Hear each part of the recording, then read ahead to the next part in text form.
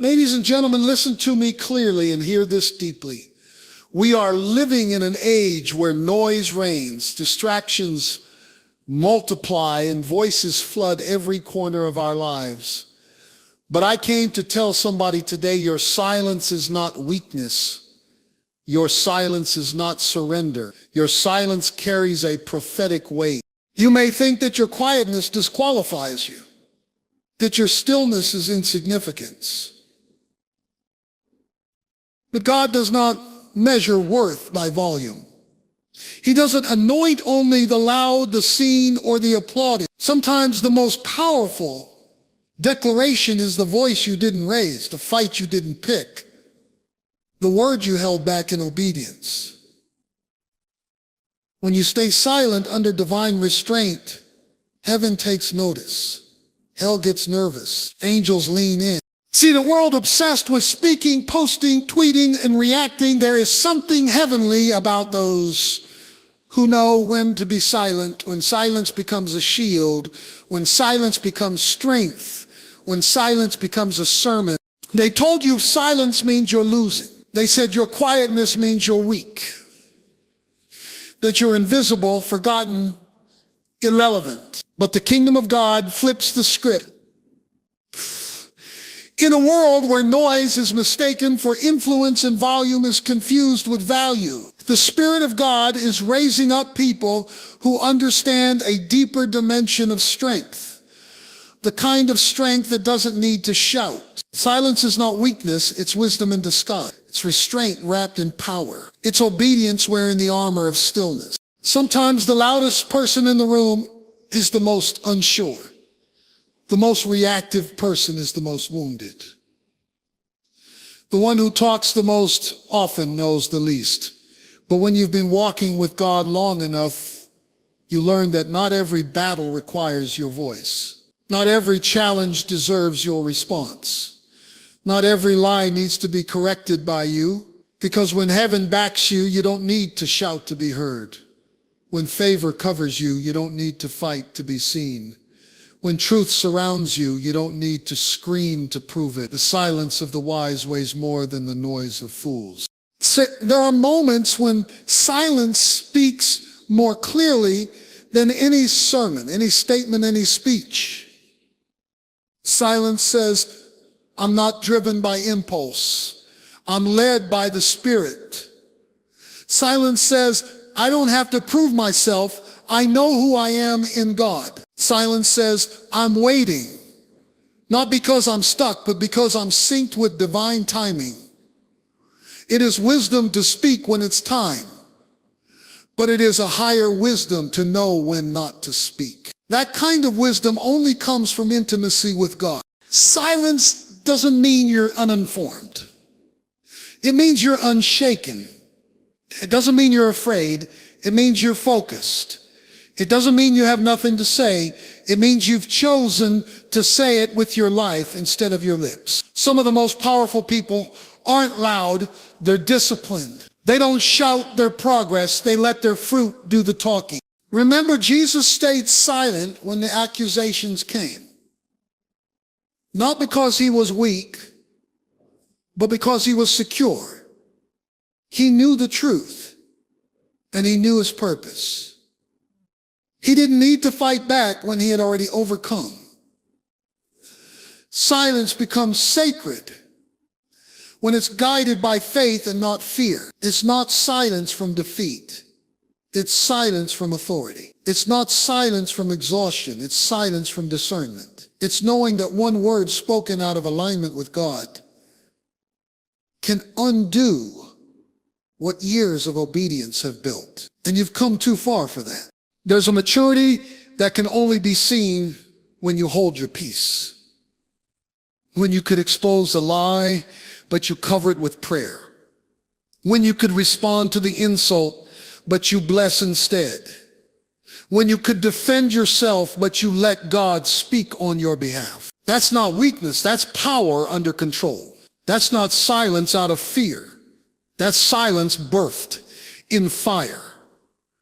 That's wisdom refined in the secret place. You don't need to post every thought. You don't need to react to every insult. You don't need to enter every argument. Some doors are best left closed. Some comments are best left unanswered. Some attacks are best left in the hands of God, because your value is not proven in how loud you speak, but in how well you trust. And when you learn to trust God, even when your name is being dragged, even when your motives are being questioned, even when your silence is misunderstood, that's when you step into the realm of divine wisdom that moves mountains without a sound.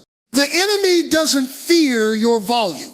He fears your discipline. He fears your stillness. He fears the kind of believer who can remain unmoved in the storm, unshaken in the fire, unbothered in the battle. Because that kind of believer doesn't need noise to prove power. They carry a quiet authority, a weighty silence, a wisdom that speaks without words and still shifts the atmosphere. There's a sacred space where words lose their grip and heaven begins to speak. A space most people avoid because it feels too quiet, too empty, too still. But what they miss is the truth that has echoed since the beginning of time. God speaks loudest in the quietest moments. The whisper of God has more power than the thunder of men. His still small voice can move mountains that shouting never could. And it is in the silence, yes, that deep sacred silence, that you are trained to hear the whispers that change everything. We live in a culture that celebrates noise. Everywhere you go, there's something blaring, opinions, criticism, updates, arguments. People are loud because silence scares them. Silence exposes what noise tries to hide. Silence reveals what busyness has buried. But when you dare to embrace stillness, when you dare to mute the world and listen for the divine, you begin to hear the frequency of heaven. God has never needed a megaphone to move mountains. He spoke the world into existence with words, yes, but not with noise. When Elijah was desperate to hear from God, he looked for him in the wind, the earthquake, and the fire. But God wasn't there. Instead, he came in a gentle whisper. That soft sound carried more weight than the storm. Why? Because when God whispers, it means he's close. And you don't need to shout when the one speaking is standing right beside you. Some of the greatest breakthroughs don't come through a sermon, a song, or a shout. They come through a moment of silence. A pause in the chaos, a breath in the battle. A stillness in the storm. When your soul is finally quiet enough to say, "Speak, Lord, your servant is listening," you're not just posturing yourself for peace. You're opening your spirit to prophetic instruction, divine clarity, direction you couldn't receive while everything was loud. Let this hit your spirit. There are secrets God won't shout over your distractions. There are instructions he reserves for those who make time to listen. There are blueprints for your next level that won't be found in the crowd, but in the quiet. The deeper your silence, the sharper your spiritual hearing. God speaks in the whisper, not because he's hiding, but because he wants to pull you in closer. The whisper is an invitation. The silence is a summons. And those who answer it walk in a level of revelation that noise chasers will never know. You want to know what to do next? Get quiet. You want wisdom for your future? Step away from the noise. You want to hear what God is really saying? Turn down the volume of the world. In silence, distractions. In silence, clarity is birthed. In silence, the fog lifts and the voice of God rises. He's been speaking, but your ears have been too full. He's been whispering, but your heart's been too busy. He's been releasing direction, but the static of anxiety, fear, and pressure has been louder than your trust. Silence is not absence. Silence is the setup for revelation. Silence is not God ignoring you, it's God positioning you to hear something deeper than words. Think about it, when God called Moses from the burning bush, he didn't shout. He called his name softly. When Samuel was a child lying in the temple, God didn't shake the walls, he whispered his name. These weren't random whispers. They were divine appointments. And it was in the stillness that destinies were awakened. If you really want to know who you are, if you really want to walk in divine purpose, if you truly want to hear God's next instruction for your life, you must become comfortable in the silence. Because in the silence, you don't just hear what God is saying, you begin to hear how he says it. And the tone of heaven carries healing. The voice of the Spirit carries weight. The whisper of God carries wonders that will shift everything you've been praying for. There is a kind of silence that doesn't mean retreat. It means warfare. A silence so strategic, so intentional, that the enemy doesn't know what to do with it. When most people think of fighting back, they think of noise, arguing, shouting, defending, reacting. But there's a level of spiritual maturity that chooses not to fight battles in the flesh. Because the truth is, silence is a weapon against the enemy's distractions, and it's one the enemy can't predict, control, or defeat. The enemy thrives on reaction. He feeds off chaos. He sets traps not to destroy your destiny outright, but to distract you from it. If he can get you talking when you should be praying, shouting when you should be listening, defending yourself when you should be trusting God, then he's already winning. But when you choose silence, you are saying, I'm not fighting this battle on the enemy's terms. You are refusing to be baited into a lesser battlefield. That's not cowardice. That's discernment. That's strategy.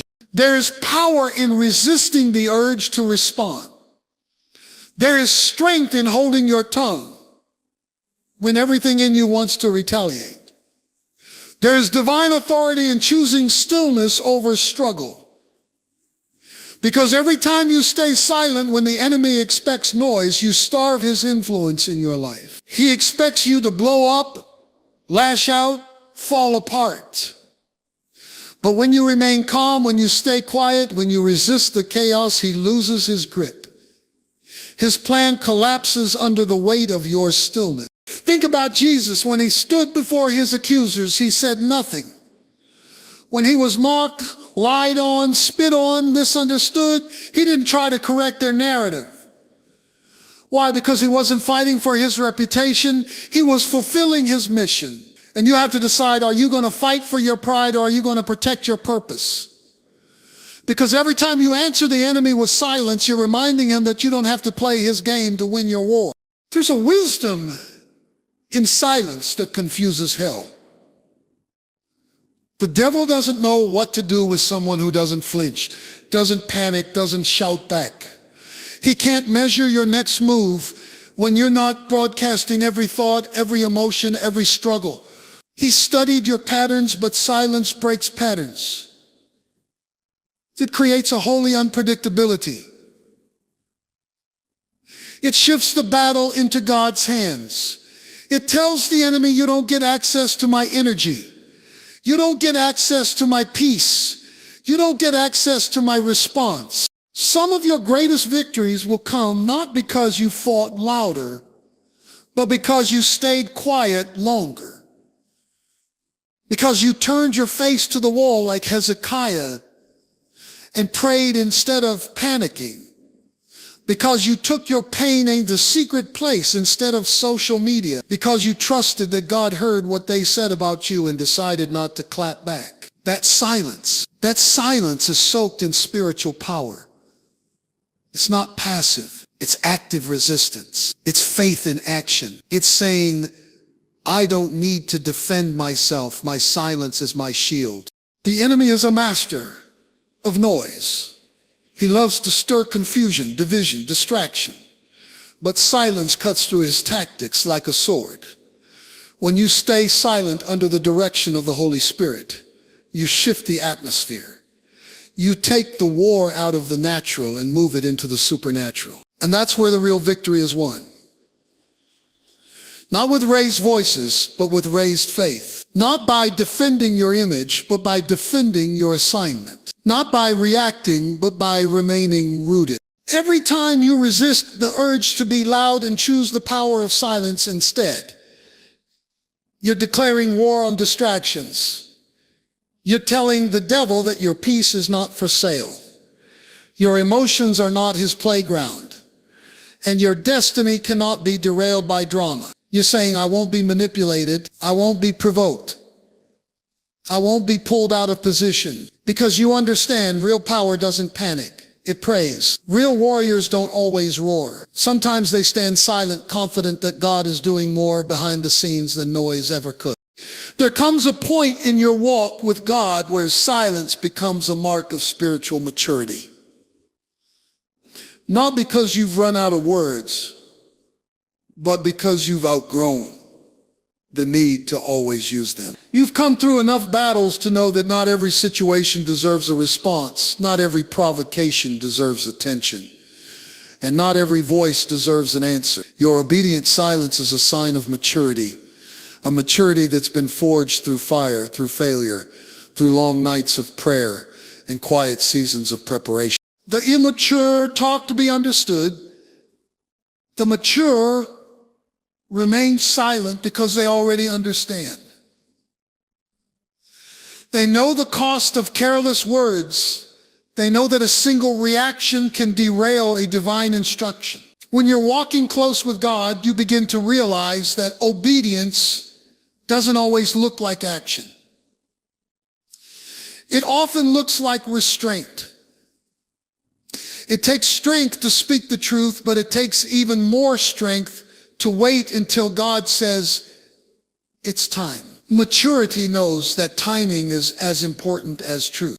There's a difference between being silent out of fear and being silent out of faith. One is rooted in insecurity, the other in intimacy with God. One is the result of intimidation, the other is a decision born from trust. When you could speak up, could correct, could respond, but the Holy Spirit says, wait, and you obey. That is spiritual growth. That is a depth of maturity many never reach. Because it's easier to be loud. It's easier to vent, to defend, to explain. But when you've been processed by God, you don't need to defend yourself. You trust that obedience is your defense. Obedient silence is not passive. It is powerful. It is the decision to let God be your voice. It is the awareness that your words, if spoken prematurely or from the wrong posture, could sabotage what God is building. When Jesus was betrayed, he didn't retaliate. When he was falsely accused, he didn't lash out. When he was mocked, he didn't clap back. That wasn't weakness. That was power under control. That was divine restraint. That was the silence of someone fully surrendered to the Father's will. There is a kind of silence that screams, I trust God more than my feelings. A silence that says, I'd rather be misunderstood for a moment than misaligned for a lifetime. A silence that proves you no longer need people's approval because you already have heaven's assignment. That's the kind of maturity that frightens hell, because it means you're not led by your emotions anymore. You're led by the Spirit. You're not reacting, you're responding to divine direction. And hear this loud, not responding is not a sign of weakness. It's a weapon of wisdom. When your silence is rooted in obedience, it becomes a shield that protects your peace, your posture, and your purpose. You've learned the art of spiritual discipline. You don't jump into battles you weren't assigned to fight. You don't waste your words trying to convince people who were never called to understand you. You're not chasing validation anymore. You're chasing the voice of God. You can always tell who's been seasoned by silence. They don't panic when misunderstood. They don't crumble when overlooked. They don't explode when wronged. They carry themselves with the kind of stillness that only comes from walking through storms with Jesus. They've been humbled in hidden places. They've learned to let God speak on their behalf. They've learned that peace is more precious than proving a point. And they've discovered that real authority isn't in who can talk the most. It's in who can listen the best. Your ability to remain silent when provoked, tested, or tempted is not just a personality trait, it's spiritual warfare in disguise. Every time you choose to be still instead of striking back, you're declaring that you belong to a higher kingdom, that you operate by a different code, that your decisions are no longer driven by your wounds, but by His will. That's not immaturity, that's elevation. That's not weakness, that's wisdom walking in silence. That's not retreat, that's refinement. There is something holy about the silence that God leads you into. It's not a silence of abandonment or confusion. It's a silence of preparation, because silence builds power that speaks when it's time. What looks like inactivity to others is actually divine incubation. What looks like delay is really development. In that quiet place where no one sees you, no one hears you, and no one applauds you, that's where the power is forming. That's where your voice is being refined, not for noise, but for impact. There is a process that God takes His chosen ones through. Before David stood before Goliath, he stood in silence in the field. Before Joseph interpreted Pharaoh's dreams, he sat in prison, forgotten by men, but remembered by heaven. Before Moses led Israel, he spent 40 years in obscurity, shepherding sheep, learning to listen, learning to wait. And before Jesus launched his ministry, he spent 30 years in the background, 30 years of silence that prepared him for 3 years of thunder. Don't mistake silence for insignificance. God uses silence to stretch your capacity. He allows the silence to strip away your dependency on applause, your addiction to affirmation, your craving for recognition. In the silence, He detoxes your soul from needing attention so that when He does release you, you won't be shaken by public opinion. You'll speak with a power rooted in intimacy, not insecurity. You'll carry a voice forged in the fire of faith, not in the desire for fame. In silence, God is not punishing you. He's building you. He's fortifying your spirit so that when you open your mouth, demons tremble. He's anchoring your confidence in Him so that when you speak, people don't just hear words, they feel heaven move. There's a weight that comes with words birthed in silence. They don't just echo, they pierce. They don't just inform, they transform. Because they're not just coming from intellect, they're coming from revelation. God doesn't waste silence. Every moment you spend in a quiet place is being multiplied in power for the moment you're called to speak. He's not interested in giving you a voice that fills time. He's interested in giving you a voice that shifts atmospheres. And that kind of voice doesn't come from always talking. It comes from learning how to listen. It comes from being still when your flesh wants to move. It comes from trusting His timeline more than your emotion. There's a supernatural power that brews in your bones when you surrender to the silence. You don't feel it at first. It doesn't announce itself. But over time, your roots go deeper, your discernment grows sharper, your heart becomes steady. You start recognizing that not every opportunity is your assignment. Not every open door is from God. Not every invitation requires your voice. Because you've learned that the silence you've endured has trained you for the moments that actually matter. When the time is right, and only when it's right, God will give you a moment to speak. And when He does, your words won't come from pressure or pride. They'll come from purpose.